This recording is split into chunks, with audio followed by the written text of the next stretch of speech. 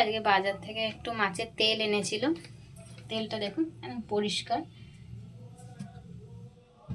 আর এই তেলটা দিয়ে একটু নতুন ধরনের জিনিস করব। তেলটাকে ভেজে নিচ্ছি, প্রথমে নুন হলুদ মাখিয়ে নিচ্ছি। তেলটা ছেড়ে দিলাম। আজকে তেল দিয়ে অন্য ধরনের কিছু বানাবো। এই বন্ধুরা, কলমি শাক ভাজবো আজকে একটু অন্যভাবে, দেখবেন রেসিপিটা। এই মাছের তেল দিয়ে কলমি শাক ভাজা। কলমি শাকটা আমি কেটে নিচ্ছি, কলমি শাকটা। এই বন্ধুরা, কলমি শাক আমার কাটা হয়ে গেছে। এই দেখুন, কলমি শাকটা কাটা হয়ে গেছে। আজকে একটু অন্যভাবে করবো কলমি শাক ভাজাটা। এবার আমি ধুয়ে নেব, ভালো করে ধুতে হবে, শাক তো বালি থাকে।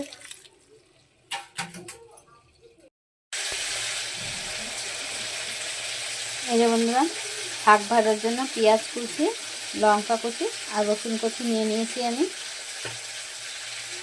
এই যে শাক ভাজার জন্য তেল গরম হয়ে গেছে। এবার আমি কালো জিরেটা দিয়ে দিচ্ছি। এই যে কালো জিরে দিয়ে দিলাম, পেঁয়াজ কুচিটা দিয়ে দিলাম,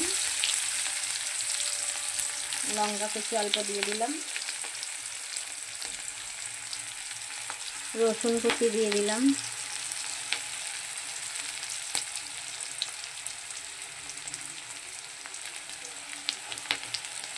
পেঁয়াজটা আর একটু দিলাম, কারণ শাকে একটু পেঁয়াজ ভালো লাগে। এটা একটু ভাজা হবে, একটু ভাজা হয়ে গেলে আমি শাকগুলো দিয়ে দেবো। আর এই যে যেটা দিয়ে করব বলছিলাম আমি একটু অন্য ধরনের, সেটা হলো মাছের তেল। এই যে মাছের তেলটা আমার ভাজা হয়ে গেছে। মাছের তেল দিয়ে আজকে শাক ভাজা করছি, কলমি শাক ভাজা। আমরা তো সাধারণত এমনি করে খাই কলমি শাক ভাজা পেঁয়াজ রসুন দিয়ে, আজকে মাছের তেল দিয়ে করব। খুব সুন্দর খেতে লাগে এটা। আপনারাও বাড়িতে একবার করে খেয়ে দেখবেন, খুব ভালো লাগে।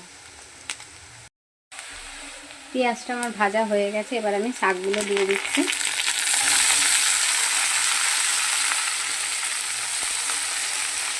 কলমি শাকটা দিয়ে দিলাম, তারপরে দেবো নুন হলুদ। এই যে আমরা শাকের জন্য নুন, চিনি আর একটু হলুদ নিয়ে নিয়েছি। এটা এবার দিয়ে দিচ্ছি। নুন হলুদ চিনি দিয়ে দিলাম। তারপরে মাছের তেলটা দেবো। একটু ভাজা হয়ে গেলে শাকটা, মাছের তেলটা দেবো। এই বন্ধুরা, এবার আমি মাছের তেলটাকে দিয়ে দিচ্ছি শাকের মধ্যে। আপনারা আগে এইভাবে করে খেয়েছেন কিনা কমেন্ট করবেন। যদি না খেয়ে থাকেন, একবার বাড়িতে এইভাবে মাছের তেল দিয়ে কলমি শাক ভাজা করে খেয়ে দেখবেন, খুব ভালো লাগে। আর কমেন্ট করবেন কেমন লাগলো। এই বন্ধুরা, আমার শাকটা ভাজা হয়ে গেছে। এবার আমি নামিয়ে নেব।